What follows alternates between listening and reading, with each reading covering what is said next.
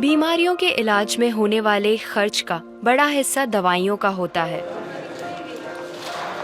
हमारी टीम की एक सदस्य ने आमतौर पर काम आने वाली कुछ दवाइयों का एक प्रिस्क्रिप्शन डॉक्टर से लिया।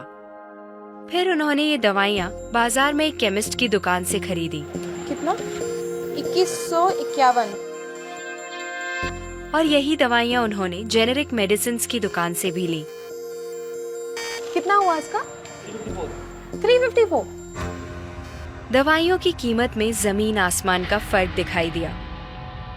राजस्थान में कम कीमत में मिलने वाली इन जेनेरिक दवाइयों की शुरुआत की चित्तौड़ के पूर्व कलेक्टर डॉक्टर समित शर्मा ने।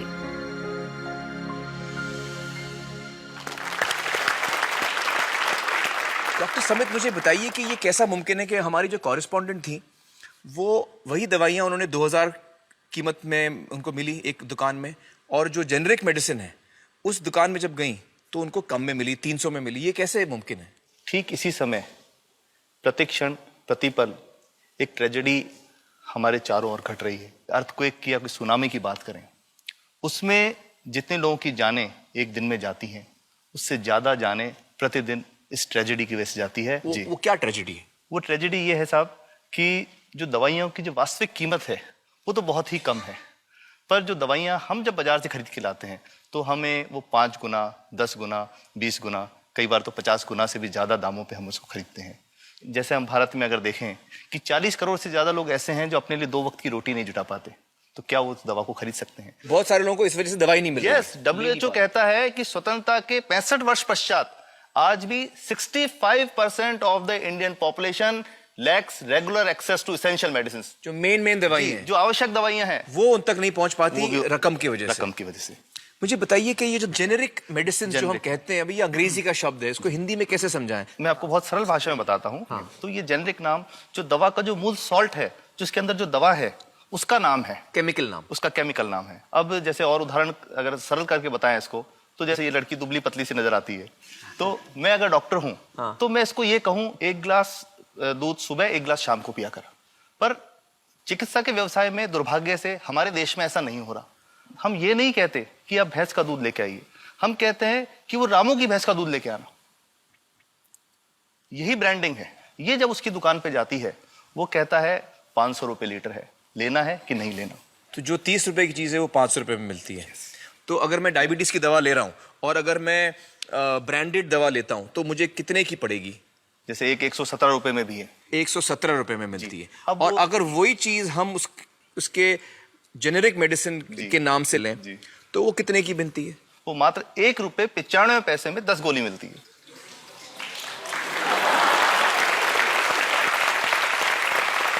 और दोनों गोलियों में कोई फर्क नहीं है किसी किस्म का? 100% समान, क्योंकि इसकी उत्पादन लागत ही इतनी है। उसका manufacturing, packaging, transport, retail margin, जो उसके मार्जिन जो हैं, जो हमारे ज्यादा वो सब मिला करके उतने की ही पड़ती है।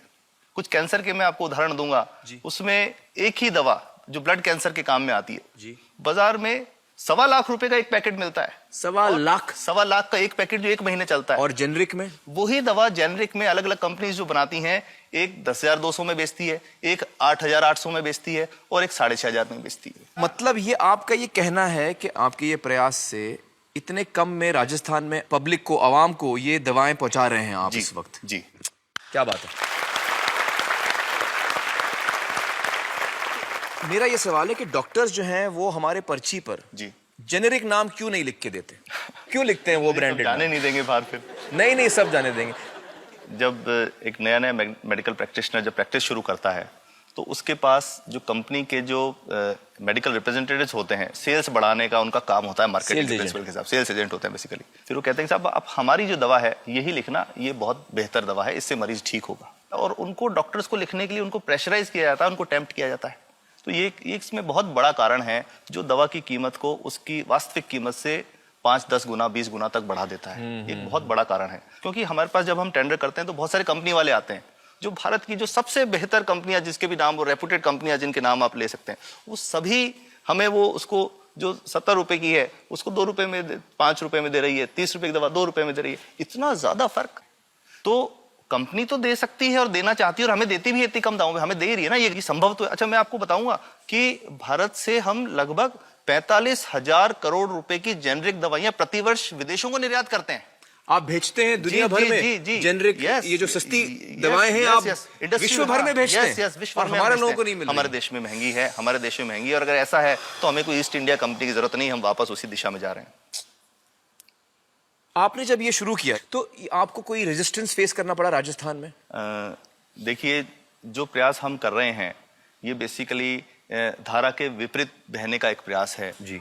काफी थ्रेट्स भी हैं, क्योंकि इसमें माफियाज भी हैं, ड्रग माफियाज जो ऑपरेट करते हैं, और हम हमेशा ये बात कहते हैं कि हम 100 साल से भी पुरानी शोषण की व्यवस्था को बदलना चाहते हैं, पर हमने हमेशा डॉक्टर्स को दोषी नहीं माना जी। सारे डॉक्टर्स बुरे नहीं है, 50-60% तो जेन्युइनली वो चाहेंगे कि गरीबों को कम कीमत पे दवा मिल जाए, वो चाहेंगे। और आज भी ऐसे डॉक्टर्स हैं जो अपने घर से सैंपल्स ला करके अपने जेब से पैसे निकाल के मरीज का इलाज कराते हैं, ऐसे डॉक्टर्स आज भी हैं। बिल्कुल सही। तो